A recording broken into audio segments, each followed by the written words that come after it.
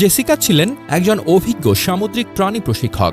ছোটবেলা থেকেই তার স্বপ্ন ছিল সমুদ্রের প্রাণীদের সঙ্গে কাজ করবেন, তাদের ভালোবাসবেন, তাদের রক্ষা করবেন। সেই স্বপ্নের অংশ হিসেবেই তিনি এক অর্কার বাচ্চাকে লালন পালন শুরু করেন। অর্কা, যাকে অনেকে কিলার হোয়েল বলে জানেন, আসলে ডলফিন পরিবারের সবচেয়ে বড় সদস্য। শক্তিশালী, বুদ্ধিমান এবং দেখতে অপূর্ব এই প্রাণীকে জেসিকা নিজের সন্তান মনে করে ভালোবাসতেন। অর্কার নাম রাখা হয়েছিল কাইরো।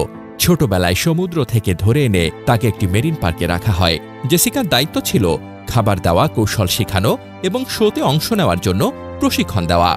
বছরের পর বছর কাইরো আর জেসিকার মধ্যে তৈরি হয়েছিল এক অদ্ভুত বন্ধন।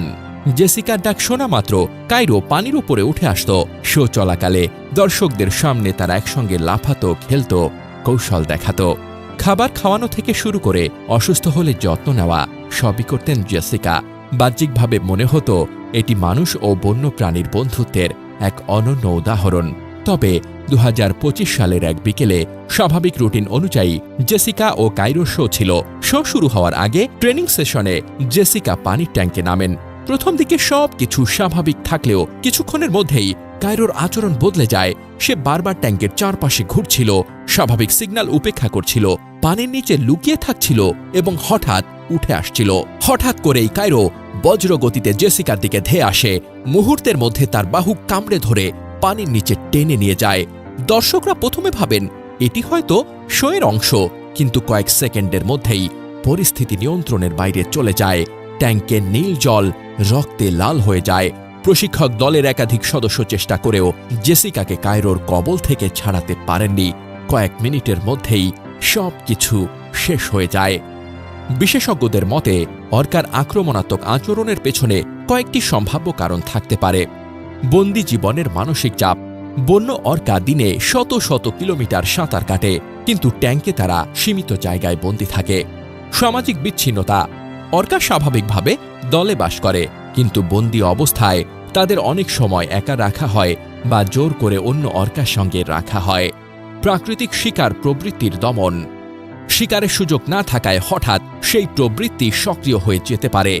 এই ধরনের ঘটনা নতুন নয়। 2010 সালে মার্কিন যুক্তরাষ্ট্রের সি ওয়ার্ল্ডে টিলিকাম নামের এক অর্কা প্রশিক্ষক ডন ব্রাঞ্চোকে আক্রমণ করে হত্যা করেছিল। টিলিকাম বন্দি জীবনে 3 জন মানুষের মৃত্যুর সঙ্গে যুক্ত ছিল। 2006 সালে স্পেনে আরেকটি অর্কা তার প্রশিক্ষককে গুরুতরভাবে আহত করেছিল। বিজ্ঞানীরা সতর্ক করেছেন, অর্কা যতই প্রশিক্ষিত হোক, সে কখনো পুরোপুরি মানুষের নিয়ন্ত্রণে থাকে না।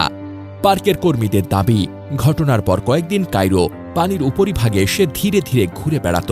অনেক সময় খাওয়া বন্ধ করে দিত।